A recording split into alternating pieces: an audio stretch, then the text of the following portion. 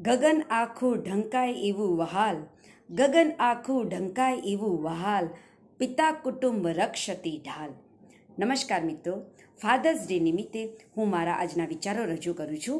મારું નામ પંચાલ વૈશાલીબેન ત્રિકમલાલ છે. હું મહેસાણાથી છું. ભૂલો ભલે બીજું બધું, મા બાપને ભૂલશો નહીં, ગણિત છે ઉપકાર એના એ કદી વિહરશો નહીં. મા બાપનું સ્થાન આપણા જીવનમાં અતકેરું છે.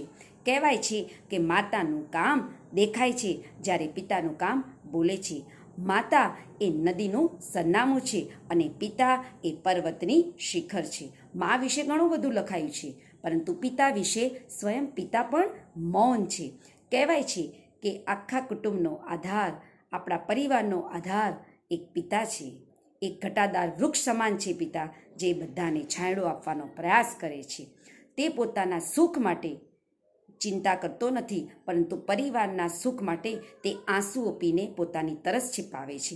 કહેવાય છે કે પિતાની સામે આપણે ગમે તેટલા મોટા થઈએ છતાં પણ તેમની સામે આપણે નાના જ રહીએ છીએ.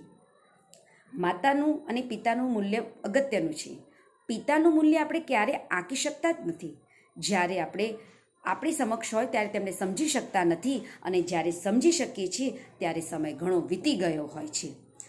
પિતા એ લીમડાના પાન બરાબર છે. લીમડાના પાન કડવા હોવા છતાં પણ પિતા આપણને ઠંડો જ છાંયડો આપે છે.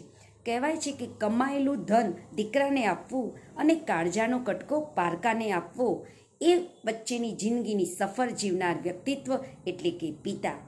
આપણી સફળતા સૌથી વધુ જોનાર હોય તો તે પિતા. તે પોતાનાથી પણ વધુ સફળ થાય તેવું હંમેશા ઈચ્છતા હોય છે. કહેવાય છે કે વિશ્વાસ જો મૂકવો હોય તો આપણા સૌથી નજીકનું વ્યક્તિ એટલે કે પિતા છે, તેના ઉપર આપણે સંપૂર્ણ વિશ્વાસ મૂકી શકીએ છીએ. માતા 2 ટાઈમ ભોજન બનાવે છે, જ્યારે જીવનભરના ભોજનની વ્યવસ્થા એક પિતા કરે છે. કહેવાય છે કે પિતા એક બુલેટ પ્રૂફ જેકેટ સમાન છે. પોતે સહન કરી દે છે, પણ પરિવાર સુધી આંચ આવવા નથી દેતા. કહેવાય છે ને કે પાપા सूरज की तरह होते हैं, सूरज अगर गर्म हो जाए, सूरज अगर गर्म हो जाए लेकिन ना हो तो भी अंधेरा छा जाता है. માટે અંતે હું છેલ્લે એટલું જ કહીશ કે જગતના દરેક પિતાને થેન્ક યુ કહેવાને બદલે લવ યુ કહેવાનું ખૂબ જ જરૂરી છે. અસ્તુ. જય હિન્દ.